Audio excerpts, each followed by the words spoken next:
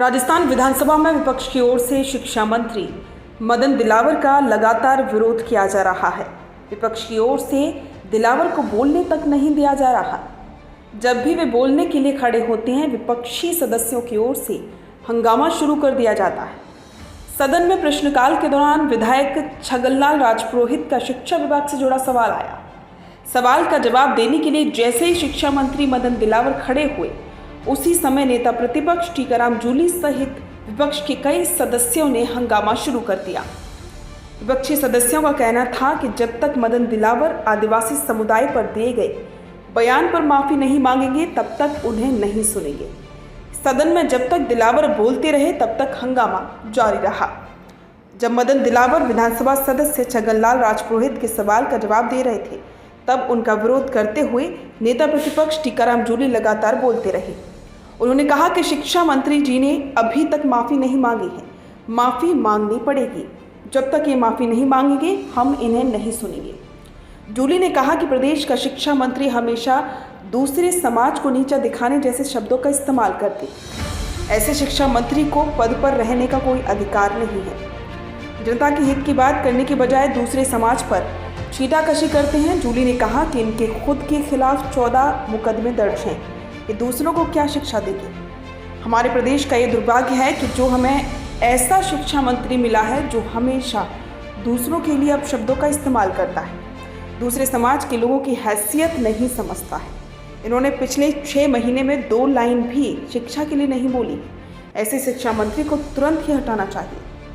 आपको बता दें कि करीब 1.5 महीने पहले शिक्षा मंत्री मदन दिलावर ने मीडिया के सवालों का जवाब देते हुए आदिवासी नेताओं की डीएनए टेस्ट की बात कही थी। जब उनसे पूछा गया कि आदिवासी समुदाय के नेता कह रहे हैं कि वे हिंदू नहीं हैं, इस सवाल के जवाब में दिलावर ने कहा कि उनकी डीएनए जांच करवाएंगे। दिलावर के इस बयान का लगातार विरोध हो रहा है। आदिवासी समुदाय से जुड़े भारतीय आदिवासी पार्टी के तीनों विधायक भी सदन में विरोध कर चुके हैं। सांसद राजकुमार रोत के नेतृत्व में जयपुर की सड़कों पर भारी विरोध प्रदर्शन भी हुआ था। रोत ने अपना ब्लड सैंपल लेकर पुलिस को दिया और कहा कि ये सैंपल शिक्षा मंत्री तक पहुंचा देना चाहिए ताकि वे डीएनए जांच करा सकें। इस पर लगातार बवाल चला आ रहा है। अब देखना होगा कि शिक्षा मंत्री का इस पर क्या रिएक्शन होता है। सवाल ये है कि क्या वाकई में शिक्षा मंत्री माफ़ी मांगेंगे या फिर सदन में ऐसे ही हंगामा जारी रहेगा। मंत्री जी, माननीय अध्यक्ष महोदय, शिक्षा मंत्री जी ने माफी नहीं मांगी है। ये सदन में माफी नहीं मांगेंगे जब तक हम बोलने नहीं देंगे। इनको सदन से माफी मांगनी पड़ेगी, सदन से माफी मांगनी पड़ेगी। मंत्री जी को, शिक्षा मंत्री जी को माफी मांगनी पड़ेगी। किस प्रकार के बयान दे रहे रोजाना? एक प्रदेश का शिक्षा मंत्री किस प्रकार की भाषा का यूज करता है, किस प्रकार से दूसरे समाज के लिए शब्दों का प्रयोग करता है।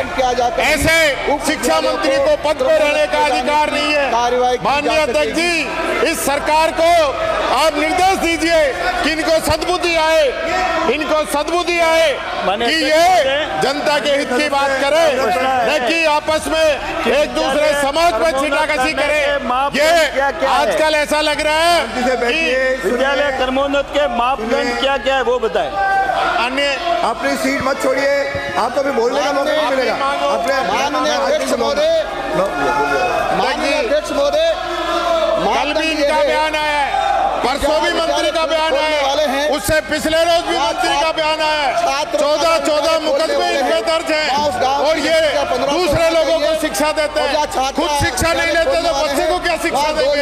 ये हमारे प्रदेश का दुर्भाग्य है कि ऐसा शिक्षा मंत्री हमारे हैं जो हमेशा दूसरों के लिए अपशब्द यूज करता है, दूसरे लोगों की कोई हैसियत नहीं समझता है, जो मर्जी जो मुंह में वो बोलता है, शब्दों पे जिसका कंट्रोल नहीं है और वो इस देश के भविष्य का क्या ध्यान रखेंगे? क्या राजस्थान के बच्चों को शिक्षा देंगे? क्या सिखाएंगे?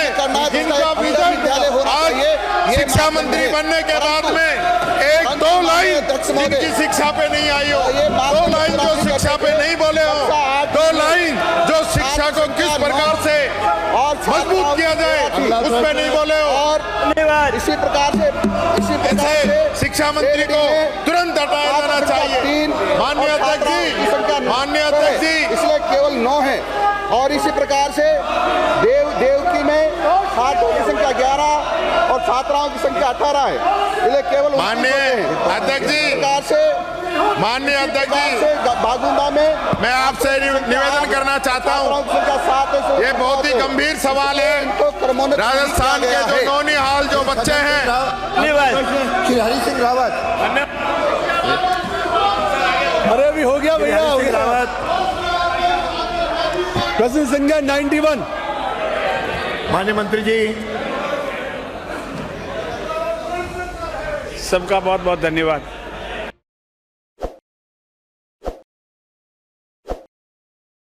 ताज़ा खबरों के लिए विजिट करें द फैक्ट इंडिया की वेबसाइट और डाउनलोड करें द फैक्ट इंडिया ऐप।